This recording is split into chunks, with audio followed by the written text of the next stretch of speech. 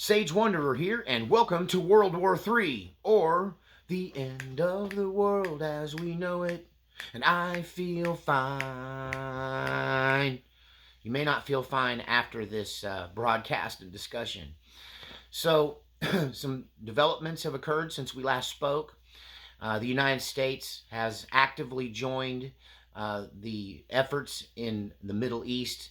We struck two military installations in Syria that weren't just where Hezbollah fighters are held, but also where Iranian regular troops were also present at this attack that was brought on by the United States. Now, this was a response, not necessarily to what's going on in Israel, indirectly so, but not directly so, but a response to attacks against U.S. military installations by Iranian-backed Hezbollah fighters in Syria. And so we attacked a couple of points in Syria because there's been a steady barrage of rocket missile attacks and drone attacks coming from Syria over into Iraq. And so we had 24 U.S. military personnel injured in these attacks. And our response was this F-16 raid against Syrian Hezbollah targets. And this would be over on the eastern portion of Syria, not the portion of Syria directly aligned and bordering Israel. So this was a response to attacks against Americans. It's not necessarily evidence that we are joining Israel and defending Israel with air force, with air power. However, that's on the table. I think that that's the intention, is to support. I mean, that's why we sent an aircraft carrier over there to begin with, was to support the battle in the northern front in Israel against Hezbollah and Iranian-backed insurgents there in that country and in Syria. So the thing is the rest of the Arab world isn't going to see that as unrelated. This attack against Iran is going to be seen as an attack against all of Islam.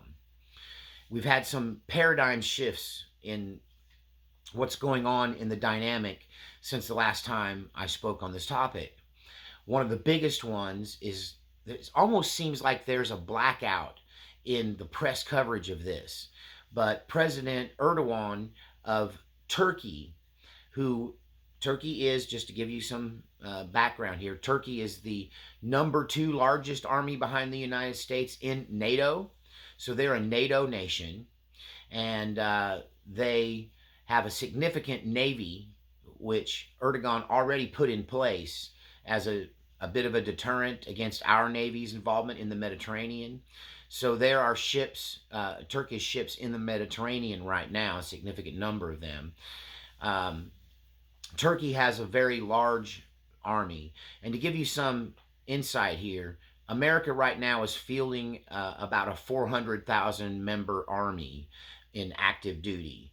Now we can bring that number up to 1.3 million by bringing in our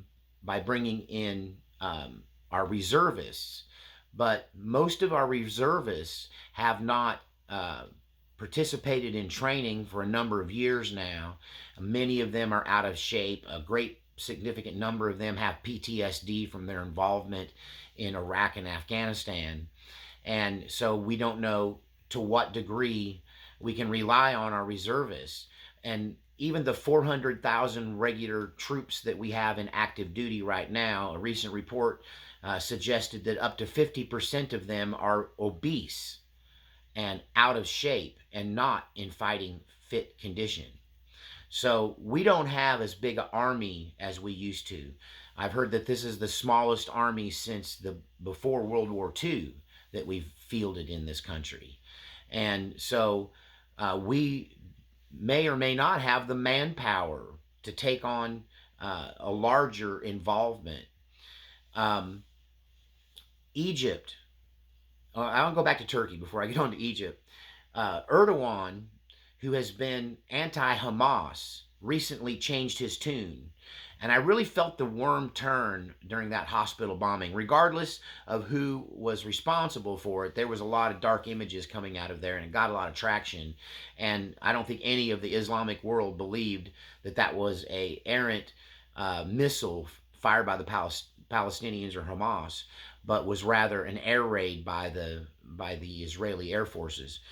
But Erdogan had some very strong words to say recently, and you're just not hearing people talk about it. They're acting like Turkey's not there when Turkey is the 800-pound gorilla in the region, and it's the largest army in the region and the second largest in NATO.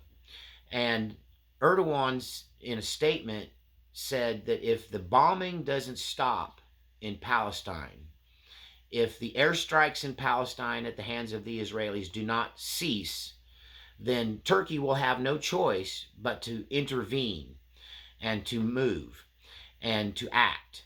And he said, and I quote, "We can be there in the morning."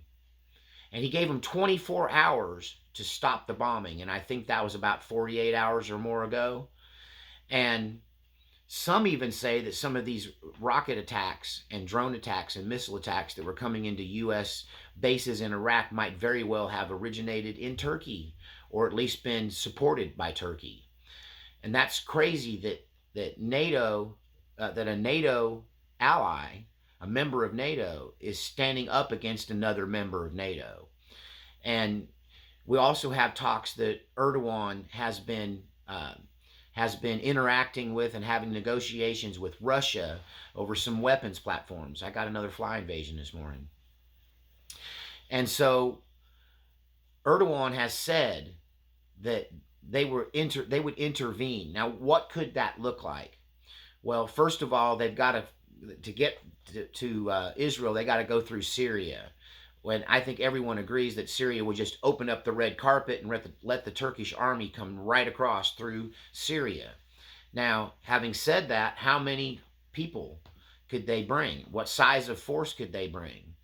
And if you are trying to get information on this, I highly recommend a man named Colonel McGregor, a retired colonel, who is talking. He sounds like the only voice of reason right now.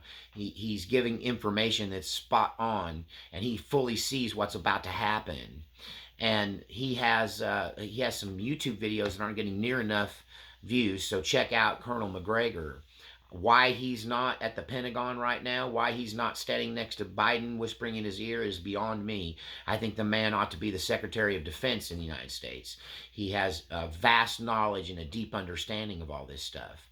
And he said that that force from Turkey, they could easily move 250,000 troops, 250,000 troops, in a very short time right into Israel and change the face of this battle and make it a regional conflict, a regional war.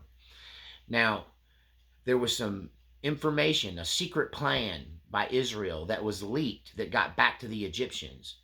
And even though Israel is telling people publicly, and this is all they will say, is that they intend to make it so Hamas can never do this again, that they intend to destroy Hamas, but they don't tell you to what method they're going to use.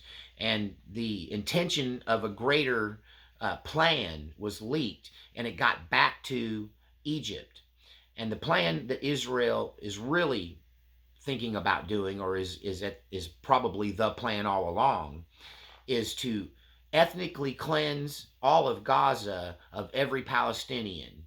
First, by bombing it into, and I quote, this comes from a high-level Israeli officer, to turn Palestine into a parking lot. So before they ever invade, they're going to carpet bomb this entire nation. Their intention with the invasion and the bombing and everything they're doing, whether they're telling us or not, is the total ethnic cleansing of Gaza. They intend to drive 2.2 million people, nearly all of them civilians. At best, there's 30,000 Hamas in all of Palestine. But they're going to drive 2.2 million Palestinians across the border into the Sinai Peninsula into Egypt, and then establish a 1 to 4 mile demilitarized buffer zone on the Egyptian side of the border in the Sinai, right, to ensure that these people don't attack from the other side. And then they're going to resettle Gaza with Israeli settlements. I do not believe that if that they're going to be allowed to do that without intervention from Turkey, the big boys on the block, direct intervention from Syria. Iran obviously is involved and going to get more deeply involved. And before you're like, hey, we'll just bomb Iran off the face of the planet, I don't think Turkey's going to allow that. You got to understand, we're not talking about picking on some little country like Afghanistan at this point. We're not talking about picking on some little country. We're not even talking about the very controlled fight and small proxy war we're involved in Ukraine. We're talking about a major war like we have not seen, honestly, since World War II. So Erdogan in Turkey is not going to sit idly by while the Israeli military purges Gaza of every Palestinian and drives them across the border into Egypt, claiming Egyptian territory and setting up this buffer zone. That's just not going to happen, not without dealing with Turkey. And Turkey has clearly picked a side here. Turkey has historically, and even Erdogan has been against Hamas, called them a terrorist organization. However, he recently started referring to them as the Mujahideen, or the Holy Warriors, and he has reclassified them as a political military force in the region fighting for the life and the territory of the Gaza Strip in Palestine. And that they are in full support of Hamas. This is Turkey. This is a NATO state. Why is this not the number one story in the news right now? You know, a lot of times you can figure out what's going on, not by what they're telling you, but by paying close attention to what they're not telling you. And you may have heard that Erdogan switched sides. Erdogan? I think it's a matter of pronunciation. You may not have heard that Turkey switched sides, right? And why is that? Why is that not major news?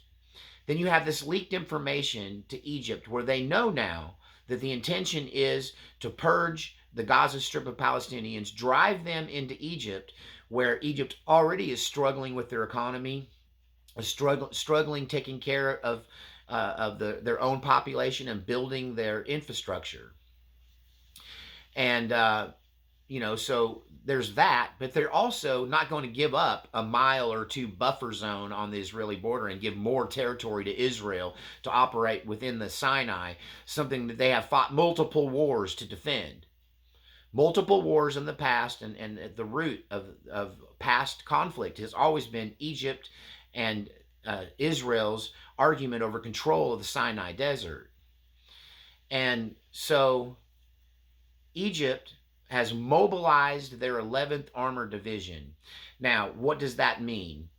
That's a significant portion of their armored defense in Egypt, and Egypt has the 5th largest tank army on the planet. On the planet. Egypt is not a small army. Egypt is also 5th in self-propelled artillery, which is essentially a tank that's designed to, instead of fight other tanks and support foot soldiers, but is designed to launch huge explosive ordnance, artillery, into territories many hundreds of miles away. So this self-propelled artillery and tank army, and of course they have an air force and all that, but they're number 5 in the world in those two areas. And they have mobilized those forces in the 11th Armored Division of Egypt, and they're going to deploy them into Sinai to prevent Israel from doing what they say they're going to do. And so Egypt could easily be drawn into this fight. If Egypt is drawn in, Turkey's right behind them. If Turkey comes in, Egypt's right behind them. And what you're seeing is, for the first time, I believe, in history, you're seeing a Sunni Shia coalition forming. Certain people, and Colonel McGregor in particular, said he never thought he'd live to see the day where Turkey and Iran enter into a coalition. But Turkey is already talking to Russia about acquiring weapons from Russia. And so Turkey is turning their back on NATO. If you go back to my original video I made on this the day after the attacks on Israel from the Hamas infiltrators, October 8th, you'll see that I predicted this. I predicted that, as awful as this was, Israel was going to act emotionally and not mentally, and they were going to capitalize on the outrage, and they were going to overstep their response to the point where it was going to shock the Arab world into action. I never dreamed, like McGregor said, I never dreamed of a Sunni Shia coalition, but that's what's forming even as we speak. That the entire Muslim world, from Indonesia to, all the way back to North Africa, okay, Libya, you're seeing this cohesive reaction to what Israel is doing in the Gaza Strip. The bombing of civilian targets, the leveling of Gaza City, the obvious armor buildup, getting ready for a ground invasion. Something that McGregor also talked about is that when you're a foot soldier, when you're invading this kind of environment, where you can't tell a fighter from a civilian, that the only way mentally you survive is to shoot everything that moves. That there will not be any attempt to tell the difference between a civilian and a Hamas fighter. Everybody is open season. It's open season on anyone and everyone. They will shoot at whatever moves as they move through northern Gaza. So expect the civilian death toll to rise, because even though they told 1.1 million people in North Gaza to move to the south, because Israel started bombing the south at the same time they told them to go to the south, that there's right now about 500,000 people in the northern Gaza that aren't going anywhere. And they're mostly civilian. They've decided if they're going to die in their homes. So this conflict is going to get more bloody. This conflict is going to get more obvious that Israel isn't trying to destroy Hamas, but rather Israel intends to drive the Palestinians into Egypt and resettle the Gaza Strip with Israeli high-rises built on the beach. I think that's the thing they're not saying. I think that's the thing that certain military officials in Israel are leaking. And one of these leaked plans made it all the way to Egypt, and now it's public knowledge that they intend to turn the Gaza Strip into a parking lot and expel the Palestinians into Egypt and establish a buffer zone on Egyptian territory. And I believe that alone is a recipe for World War III. That we're in World War III, hence the name of this video, World War III. Anytime you see from now on WW3 at the headline of one of my videos, it's about this situation, right? It's a new series. I'd like to call it The End of the World as We Know It, but that's too long for a YouTube video title, right? So we're going to call it WW3. So what happens if Iran gets more involved than it is? We've already got Lindsey Graham going, let's just preemptively strike Iran. That's definitely on the table. There's a lot of military men that want to do that. They've been called the axis of evil since the George Bush Sr. days, when he labeled Iran, Iraq, and North Korea as the axis of evil. For the most part, we didn't win in Iraq, but we did neutralize Iraq. So they're not the army and the force they used to be by any stretch of the imagination. But we never dealt with Iran, and we never dealt with North Korea. And so they're still seen as one of our primary enemies there in Iran. And Iran's inevitably going to get involved because of their Hezbollah fighters. Now, Iran is Shia and Turkey is Sunni. Iraq was Sunni. That's why the Iraq-Iran war in the 80s occurred, because it was Sunni versus Shia. There's been a civil war for probably centuries within Islam between the Shias and the Sunnis, but over this issue of Palestine, they're uniting because they're seeing it as one, a unified threat against all of Islam. Jordan might essentially even get involved against Israel if they're surrounded by their sister nations getting involved in this. They're going to follow suit. As much as I don't believe Egypt or Jordan want this war, but they're going to be dragged into it anyway. And our military is too small. 400,000 active. We could swell that to 1.3 million. They're mostly out of shape, from what I understand. We have the lowest true readiness for actual, involved warfare than we have since World War II. And if we'd have fought this 10, 15 years ago, we might have been having a different conversation right now. But there's also this understanding within the Islamic community that because of the brutalness of this war, the brutalness coming from Israel, the determination on both sides to fight to the bloody end, that when America is inevitably drawn into this in support of Israel, that the American people aren't going to be able to stomach it. I heard some numbers. Once again, Colonel McGregor is an excellent source for this kind of stuff. But he was talking about how in World War I, we lost, I believe the number was 300,000 people. And we were in that war for 181 days or something like that. I may have my numbers a bit mixed up. But that was huge losses, right? And every American felt that. But since then, our losses have been so small in these wars. Essentially, Iraq and Afghanistan produced American casualties, but compared to the population, it was a drop in the bucket. And you may or may not know somebody who had family that died in that war. But if we get involved in this one, the casualties will be much, much higher. The commitment and the resources committed to this fight will be much, much higher. It will affect every single one of us. We will all have family members in this fight, because with an army of 400,000, we can't fight World War III.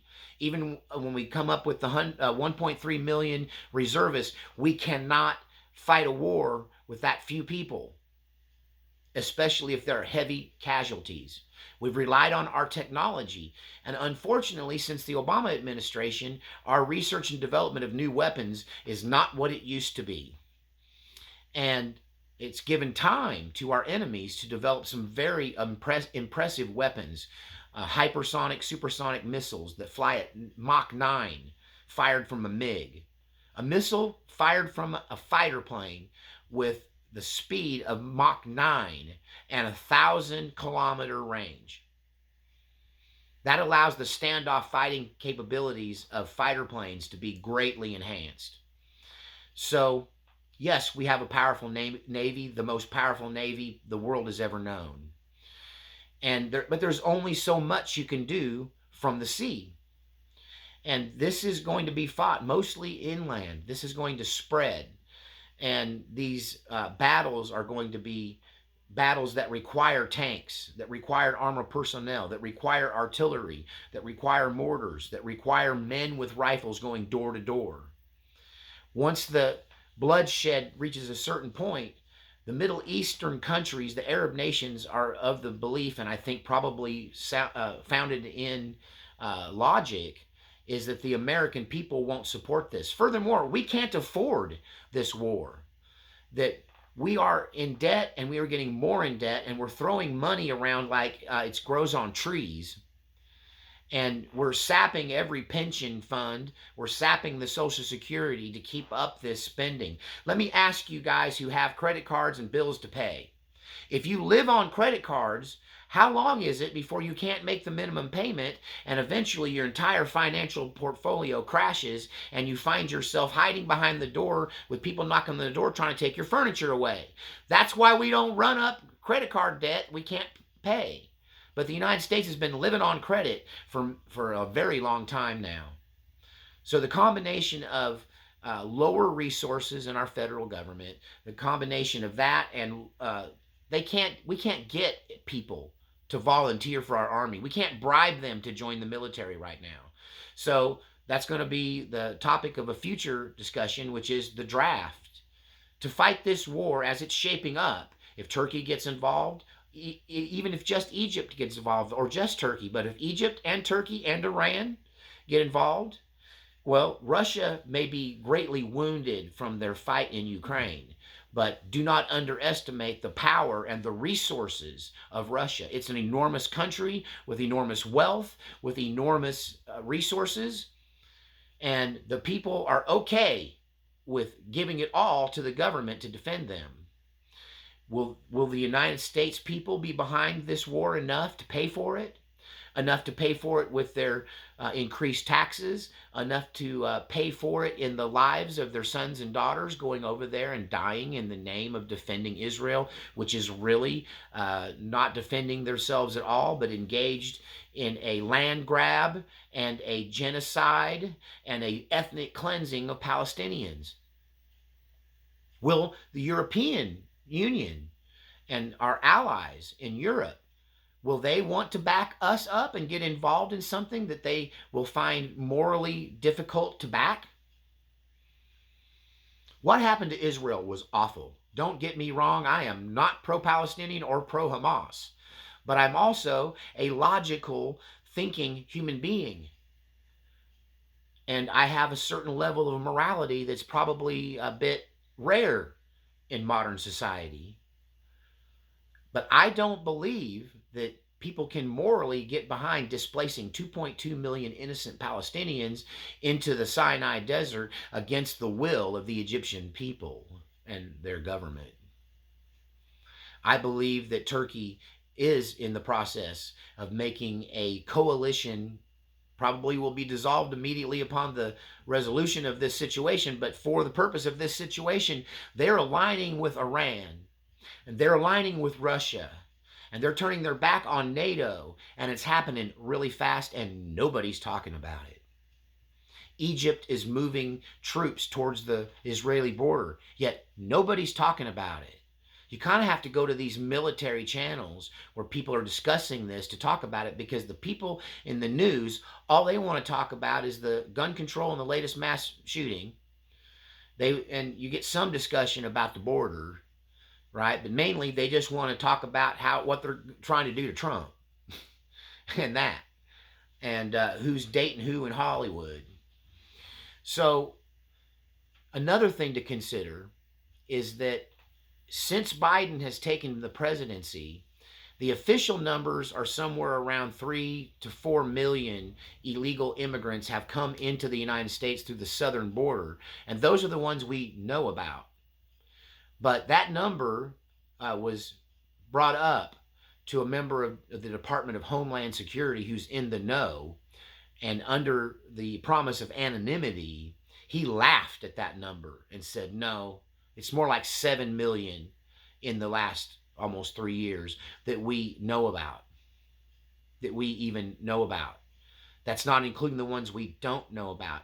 And these include thousands of Chinese. These include thousands of people from places like Pakistan, places like Syria, and other Muslim countries from Africa to the Far East.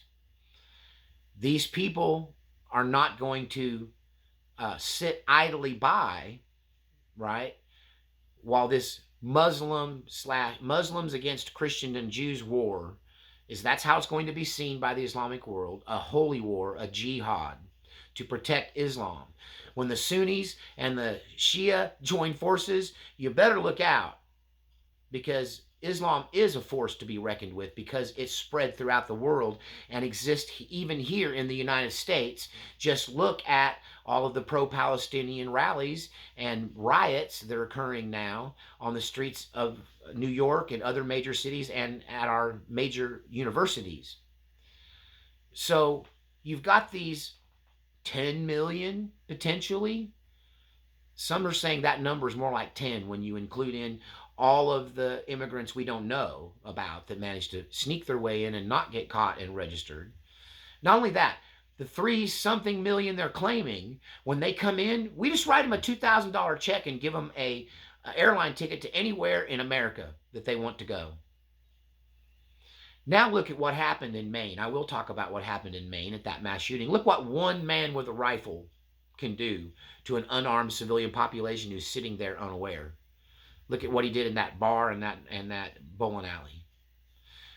Replay a few years back, I'm living here in Oklahoma right now. They haven't forgotten this. But look at what 2 guys did to the Murrah Federal Building in Oklahoma City back in the 1990s. Just 2 men. And honestly, they had to learn to make improvised explosives. Potentially these people, there are these thousands of Islamic immigrants that are coming in through our southern border. Many of them probably already know how to make improvised explosives. If not, guess what? It's still on YouTube showing you how to do it. And the ingredients for improvised explosives are readily available at the Home Depot. And they kind of have to be, because they're products that American homeowners use on a daily basis. But when you put the right combination together, it's so easy to get a rifle without going through and getting a background check. And, that's not, I don't think gun control would ever stop that, right? There's always going to be a black market. So if you got $2,000 given to you by the federal government and a chip on your shoulder, well, you could buy a whole lot of mayhem for a couple of grand.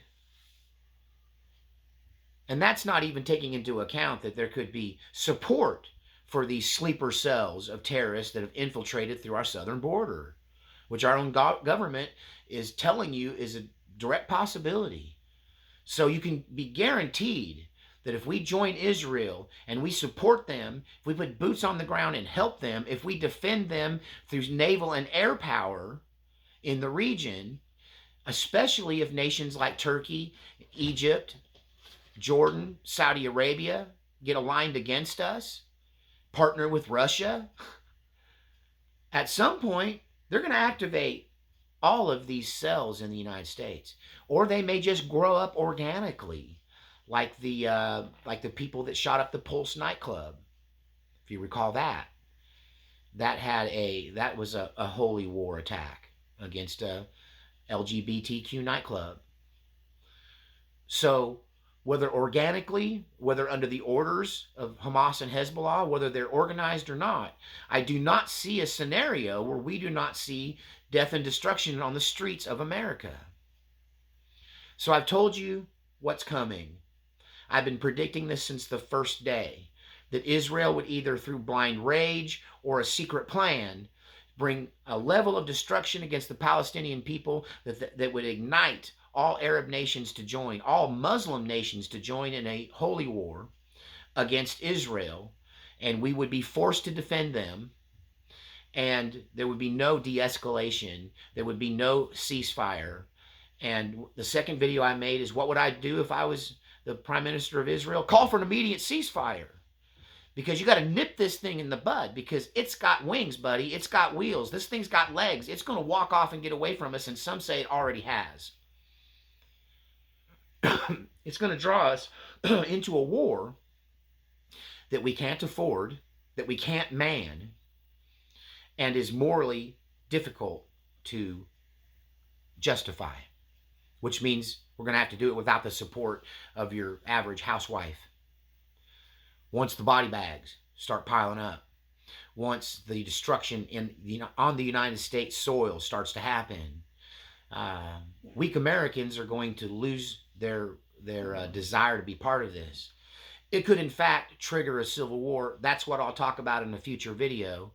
If a mandatory draft happens, how many of you are going to be okay with that? How many Americans are going to be okay with that? How many of these 19 to 25-year-old overweight guys with no girlfriends living in their mom's basement playing Call of Duty are actually going to get up off their fat butt and agree to it.